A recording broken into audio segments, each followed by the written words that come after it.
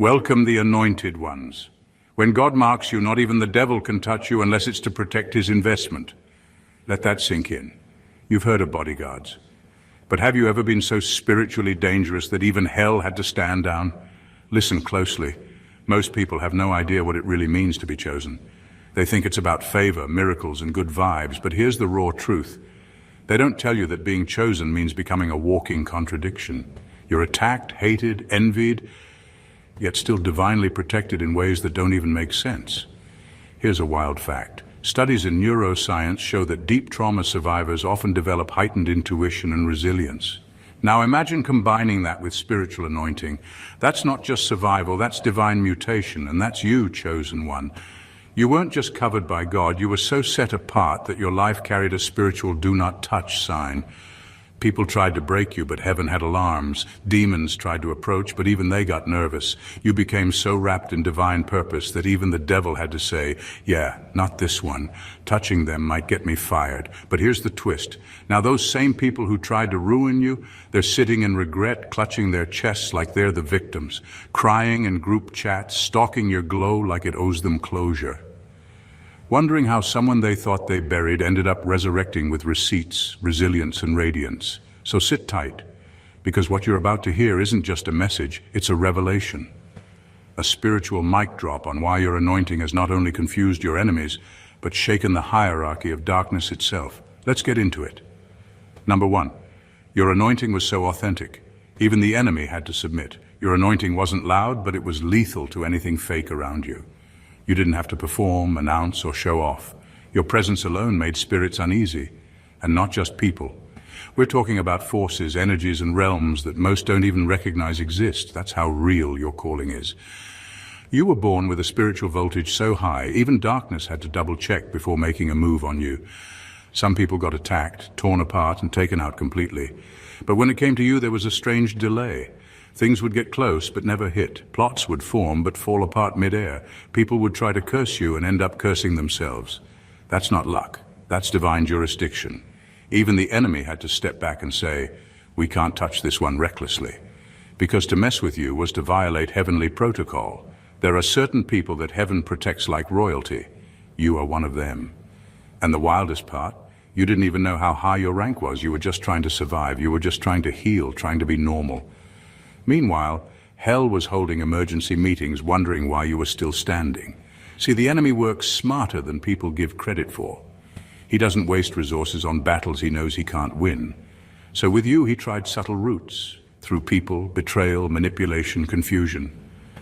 But even then, something would always block the full impact. That something was your anointing. It wasn't about you being perfect, it was about you being chosen. And because you were chosen, the spiritual realm recognized you as off-limits.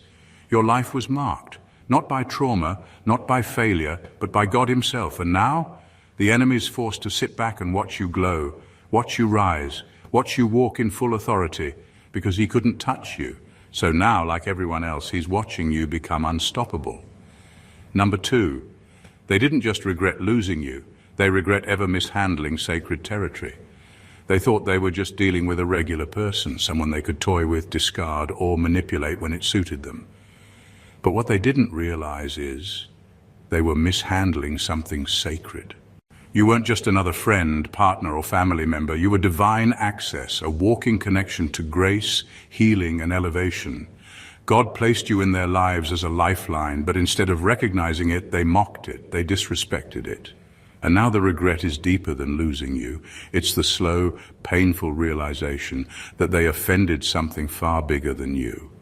People don't always know what they're doing until it's too late. They thought they were playing games with your heart, but they were actually playing Russian roulette with a spiritual assignment.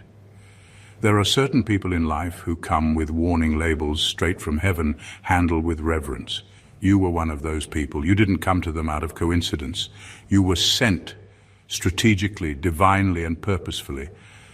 But because you didn't come in a fancy package, they couldn't recognize the power you carried. They disrespected the blessing because it didn't look like the one they expected. Now the regret is eating them alive, not just because you're gone, but because their life hasn't been the same since. The favor that followed them when they were connected to you, gone. The peace they had in your presence, disrupted. The spiritual covering they never realized you provided, lifted. And all that's left is the memory of someone who was heaven sent, and the reality that they treated you like you were disposable. They thought they could walk away and upgrade, but instead they downgraded their whole life by severing a connection to divine order. You weren't just a person, you were a moment of divine alignment, and they didn't just lose you, they lost the favor that came with you. That's the kind of regret that doesn't go away. That's the kind of loss that hits harder after you're gone. Number 3, your calling was so clear, hell decided you were more useful untouched. You were such a threat to hell's agenda that the devil had to switch up his entire playbook when it came to you. Not because he liked you, not because he had mercy, but because he saw something on you that couldn't be explained, and definitely couldn't be defeated. You carried such a powerful calling that attacking you directly would have caused more damage to his own kingdom than letting you live. So instead of trying to destroy you outright, he tried to study you, delay you, distract you, but not eliminate you. That's how sacred your assignment is.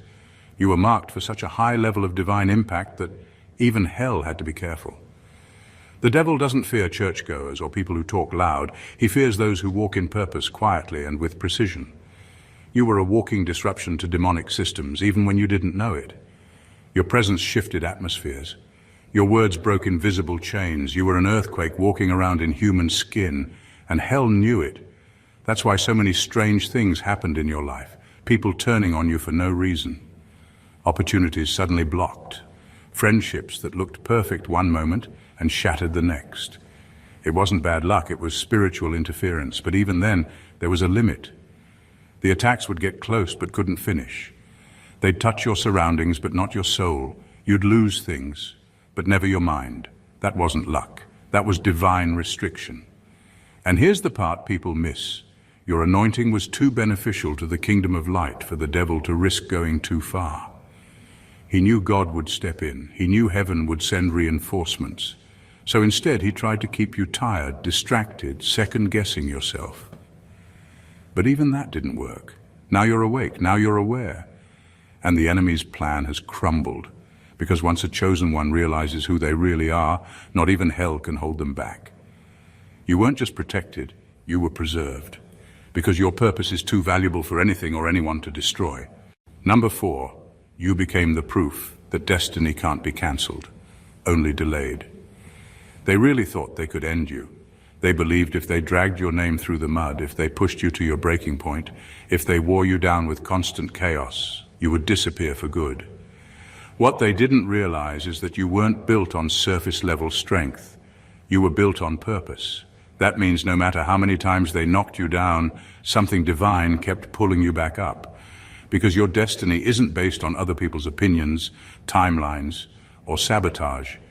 It's wired into your existence. They couldn't cancel it, they could only delay it. They tried everything. They messed with your mental health, they attacked your character, they whispered behind your back, smiling in your face while secretly hoping you'd collapse. And for a while it might have looked like their plan was working. You stayed quiet, you disappeared, you felt lost. But you weren't destroyed, you were being refined. While they were laughing, you were learning. While they were celebrating your silence, you were reloading your power. The setback was a setup and the delay was divine. Now they're watching you resurface stronger, sharper, and more focused than ever. And it's messing with them. Because deep down, they know they didn't just fail to stop you, they unintentionally pushed you deeper into alignment. You became the very thing they feared, proof that you can't bury a calling, that you can't kill what God breathed life into. You didn't just bounce back, you elevated. And now, they're stuck watching what they tried to destroy become undeniable. But here's the kicker. They were never really fighting you. They were fighting what you carried, a prophecy, a divine assignment, a future that threatened the lies they were living in. And now that truth is unfolding right in front of them, they don't know whether to be shocked, ashamed, or scared, because they didn't just lose. They helped create the version of you that can't be stopped. Number 5, you confused them because you were both a threat and a mirror. You weren't loud, you weren't trying to compete. You were just being yourself, walking in your truth, doing the inner work, growing in silence. But even without saying a word, you shook people to their core. Not because you attacked them, but because you reflected something they were trying hard to ignore. You exposed the gap between who they pretended to be and who they actually were, and that made you dangerous in their eyes. The hate wasn't always loud. Sometimes it came in subtle forms, backhanded compliments, weird tension, secret competition. But the root of it was envy, plain and simple. Not because you had more, but because you were more honest, more spiritually connected, more authentic. And that authenticity exposed the masks they were hiding behind. You made them uncomfortable without even trying, and that's why they couldn't love you properly. Because every time they looked at you, they were forced to see what they lacked. You were a walking mirror, reflecting the spiritual emptiness they had filled with material wins, fake confidence, and shallow relationships. You didn't need to flaunt anything. Your peace irritated their chaos. Your purpose highlighted their confusion. Your light made their shadows impossible to ignore. And instead of using that discomfort as motivation to grow, they turned it into resentment. They couldn't figure you out. You were too pure to hate, but too powerful to control. Too humble to brag, but too consistent to ignore. You didn't play the game, yet you kept rising. And the truth is, it tore them up. Because deep down, they knew you were real. You didn't just talk about God, you walked with Him. And that level of truth convicts people who have built their lives on illusions. You weren't trying to be their enemy, but your existence made their excuses invalid. And when people can't dim your light, they'll either run from it or try to break the bulb. But none of it worked, because you weren't just a reflection of what they could be. You were the reminder of what they chose not to become. Number 6. You were sent to be the exit, but they chose their chains. You weren't just a person. They were given a chance through you, a chance to grow, to heal, to break out of generational cycles they swore they were tired of. But when the time came, they didn't walk through the door you represented. They slammed it shut. Not because they didn't see your value, but because the truth you carried made them uncomfortable. You came with light, and light exposes everything people work hard to keep hidden. You were the answer to silent prayers they forgot they even whispered. You were the moment of divine interruption that could have changed everything. But when you showed up, they didn't recognize you as a blessing. You didn't come in the form they were expecting. You didn't coddle their dysfunction. You didn't let them stay small. You challenged their excuses, shattered their false narratives, and held up a mirror to everything they needed to confront. And for that, they called you the problem. The truth is, not everyone really wants freedom. Some people are so used to their pain, they've made it home. Bondage becomes comfortable when it's all someone has known. You came offering healing, growth, elevation, but they weren't ready to give up the trauma that made them feel important. You came offering unconditional love, and they twisted it, pushed it away, and projected their wounds onto you. They didn't reject you, they rejected what you triggered in them. You made them feel seen in ways they weren't ready for. Now they're sitting in the same mess, replaying the same cycles, still haunted by the opportunity they missed. They lost the one person who could have helped pull them out. And not because you failed, but because they chose their familiar chains over an unfamiliar breakthrough. You were sent to be the exit, but they loved the prison more than the price of freedom, and now they live with the heavy truth. They crucified the cure. Number 7, they didn't realize they were plotting against their own redemption. They thought they were winning when they talked about you behind your back, when they lied on your name, when they tried to turn others against you. But what they didn't know is that by targeting you, they were waging war on their own breakthrough.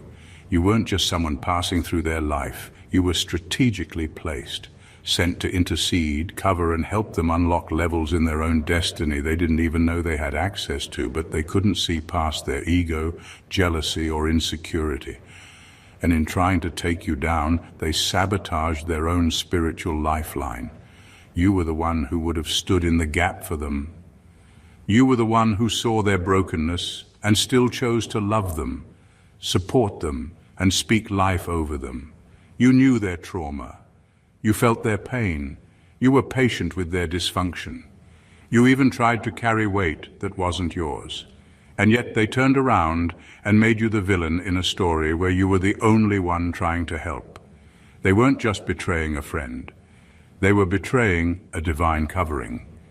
Because, whether they knew it or not, Your prayers were keeping doors open. Your presence was shifting spiritual atmospheres in their favor. You were fighting battles they didn't even know they were in. But betrayal has consequences, spiritual ones. What they threw at you came back around, but heavier. Because when you aim to destroy someone God has assigned to you, you're not just moving in malice, you're moving in rebellion against heaven's order. Now, they're living in the fallout. Things are crumbling. Peace is gone. Doors are closed. The very pain they wanted you to feel is now sitting in their own lap. Not because you wished it on them, but because they invited it by cutting off the blessing that was sent to lift them higher. They weren't plotting against a person. They were plotting against their own redemption. And that's a loss no apology can undo. Number 8, the ones who mocked your pain are now choking on their own silence. When you were going through the darkest seasons of your life, they didn't offer help. They offered entertainment. They watched your struggle like it was a show. Your tears were the punchline. Your pain became group chat material. Some of them acted like they cared, but the smirks behind your back told the truth.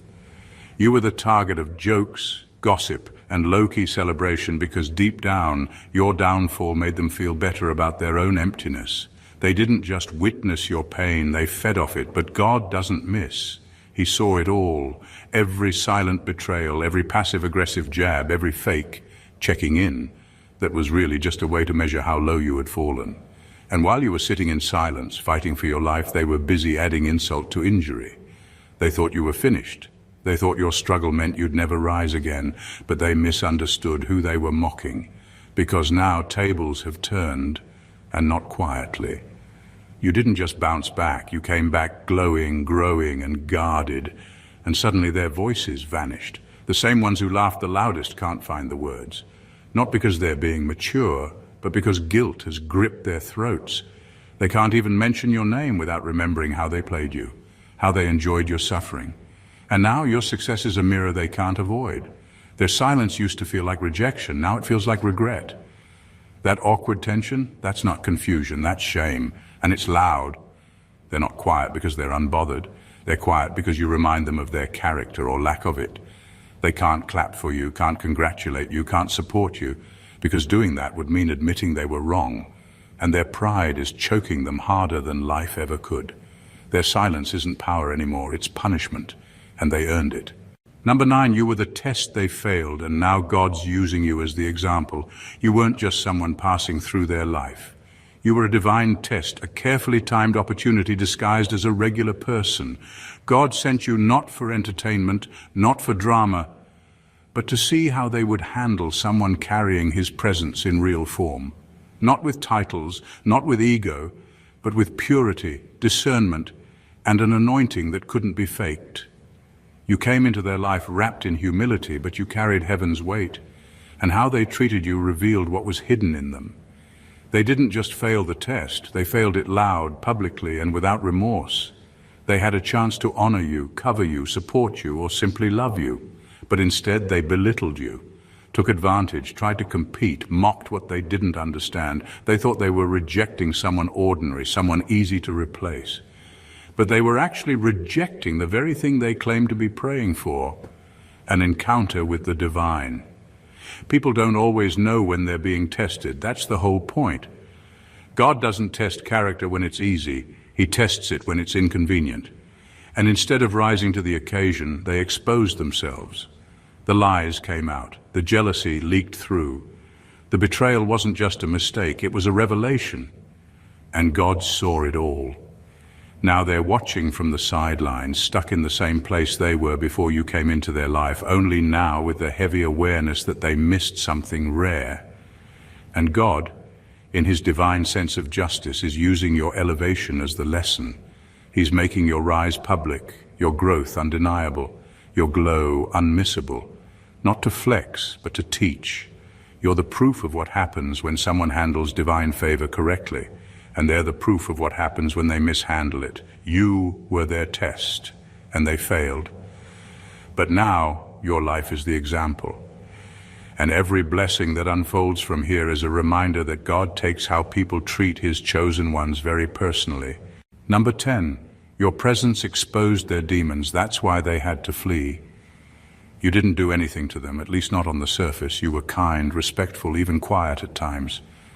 But the moment you entered their space, something shifted. Not because you were loud or confrontational, but because your spirit carried weight. Real spiritual weight. The kind that doesn't just walk into a room, it shakes it. You didn't have to call anyone out or expose anyone's secrets. Your presence did it all by itself. They couldn't explain why being around you made them uncomfortable. But that discomfort had nothing to do with your actions. It had everything to do with your frequency. Your light irritated the demons they refused to confront. Your honesty rubbed against the lies they lived in. Your peace disrupted the chaos they secretly depended on. You didn't come to destroy them, but being near you made their masks slip. And for some, that felt like war.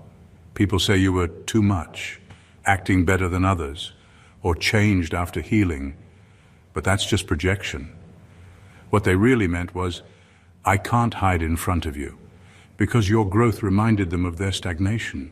Your healing reflected their avoidance. And your authenticity made their performance look obvious.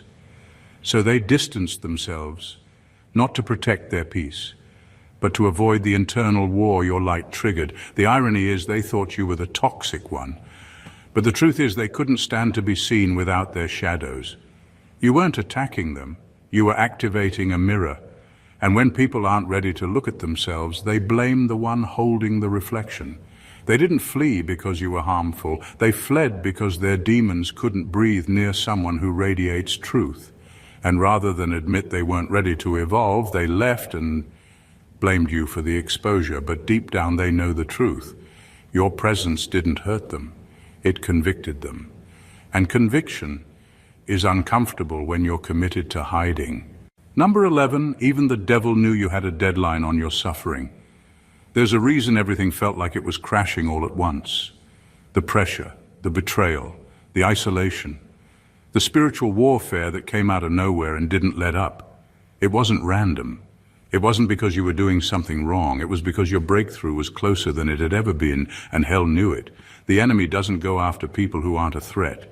He doesn't waste time attacking what's already lost, but you were on the edge of a divine shift, and that terrified darkness. You had a deadline on your suffering, a divine expiration date, and as it started to approach, everything tried to break you. The chaos became louder, the confusion increased, people you loved turned cold, opportunities vanished. Your mental and emotional strength was tested in ways that made you question everything, including your faith. But that wasn't punishment. That was the final stretch. That was proof that you were nearing deliverance. The devil wasn't attacking you because you were failing. He was attacking because you were almost out of the cycle, out of the pain, out of the patterns that kept you stuck. He could sense the shift in the spirit, and panic set in. Because once you stepped out, once you fully healed, once you recognized your authority, he'd lose access for good, and he knew it. That's why the last part hurt the most. That's why the attacks felt personal. Because they were. You weren't just surviving anymore, you were evolving. You weren't begging for peace, you were becoming peace. And that's when hell started throwing its final shots. Not to stop you, but to delay you, hoping you'd give up before you crossed over. But you didn't. You held on, you kept going. And now you're living proof that suffering may last for a night, but it does have a deadline. And the enemy can't do anything about it once heaven says, time's up. Number 12, they regret hurting you, because now they see God was watching the entire time. They really believed they got away with it. The lies, the manipulation, the passive aggression, the betrayal they executed so casually while pretending they were innocent. To them, it was just another game of control, power, and ego.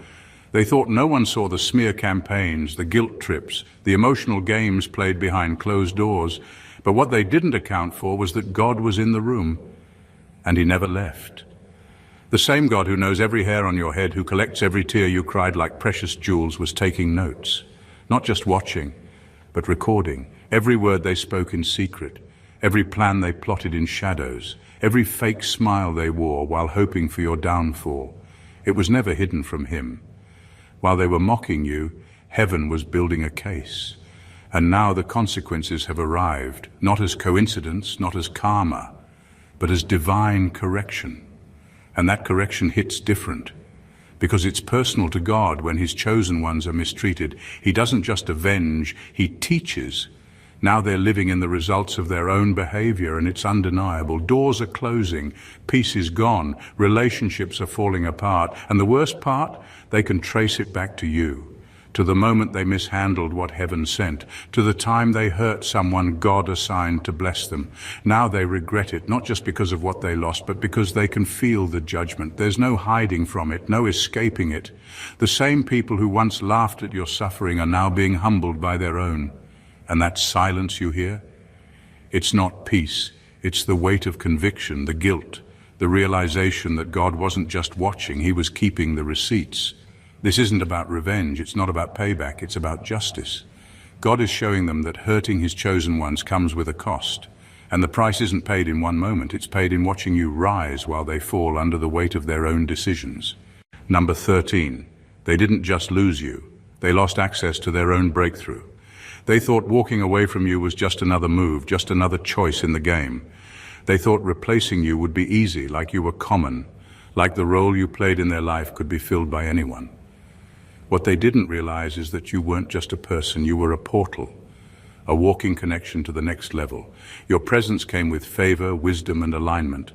But they mishandled it, disconnected from you, and in doing so unknowingly severed their own spiritual momentum. You were their bridge. God sent you into their life not just to bless them, but to advance them. The doors they were praying for, you were holding the key. The peace they longed for, you were carrying it in your spirit. The strategies, the insight, the covering, they had access to all of that through relationship with you. But instead of recognizing the divine setup, they treated you like a stepping stone. They walked away thinking they were leveling up, but in truth, they fell back into cycles they thought they'd already outgrown. Now they're watching everyone around you rise, not because you're trying to stunt on them, but because divine order is at work. The same anointing they thought was no big deal is the same one breaking barriers for others who treat it with honor. And that's what stings most. Watching the people they assumed were beneath them, now soaring in peace, success, and elevation, all because they stayed connected to you with respect. It's not jealousy they're dealing with. It's the sting of divine recompense, God showing them in real time what they forfeited, not to hurt them, but to teach them. Because when you lose someone heaven assigned to elevate you, it's not just personal, it's spiritual. You don't just lose a relationship, you lose a realm. And now they're stuck watching the next level walk right past them, wearing the face they once disrespected. Number 14. Your story is proof that divine favor doesn't need validation. It provokes regret on its own. You never begged for recognition. You didn't campaign for validation. You weren't in anyone's face trying to convince them of your value. You just stayed true, quietly doing the work, privately healing, and faithfully walking in your calling, even when no one was clapping.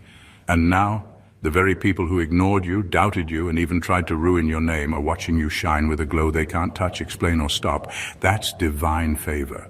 It doesn't argue, it doesn't shout, it just shows up and shifts the entire atmosphere. The power of your story is that it proves favor doesn't need anyone's permission to operate. It's not based on popularity, approval, or public applause. It's rooted in heaven's endorsement. And that kind of favor confuses people, especially the ones who thought they had the authority to block you. They assumed their silence would silence you. They believed if they distanced themselves, it would strip you of your influence. But what they didn't know is that your elevation wasn't tied to them, it was tied to obedience. You kept showing up even with a broken heart. You kept sowing even when you had nothing left. You kept praying even when your own faith was hanging by a thread. Now the tables have turned. You didn't have to retaliate or expose anyone. God did that for you, strategically, silently, and powerfully, one breakthrough at a time, one blessing after another. And with every move he makes in your life, regret hits them harder. Not because you're gloating, but because they realized too late who you really were. They laughed, they doubted, they dismissed you. But favor has a funny way of making people remember. And yours is the kind even hell respects. Not because you're perfect, but because you're purposeful. You carry something eternal. And now, they can't avoid it. Your life is loud now, and not from your mouth, but from your elevation. That's the kind of statement no hater can silence. Everything they tried to do to break you only revealed how unbreakable you really were. The lies, the betrayal, the mockery, it all backfired. And not by your hand, but by divine order. While they were busy trying to bury you, God was planting you. And now you're blooming in a season they never believed you'd survive. You were the blessing they rejected, the exit they ignored, the lifeline they cut off. And now they're living in the regret of a decision they can't undo. What they failed to understand is that you weren't fighting for validation. You were walking in assignment. You weren't trying to prove anything. You were embodying purpose. And when someone mishandles divine purpose, there's always a cost. Your story is proof that God watches everything. He saw your silent tears, your private prayers, your quiet strength, and now He's responding, not with petty revenge, but with undeniable elevation. You've become the message, you've become the mirror, you've become the very evidence that favor can't be faked, sabotaged, or silenced. They didn't just lose a person, they lost access to destiny, and now they're stuck watching God prepare a table for you in full view. Your glow isn't just healing you, it's haunting them. Not out of spite, but out of divine correction, because when heaven sends someone into your life and you choose to betray them, you don't just forfeit relationship, you forfeit the favor that came with it. Let them talk. Let them watch. Let them sit in silence, because this is your moment, not to prove them wrong, but to live in everything that was always yours. You don't need revenge, you don't need closure, you don't even need their apology. You already won.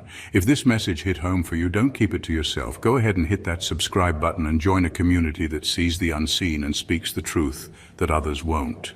Tap the like button to let us know this resonated with your journey, and drop a comment below. We want to hear how your story aligns, because you're not alone in this. And most importantly, share this video with someone who needs that divine reminder that they're not crazy, not broken, and definitely not forgotten.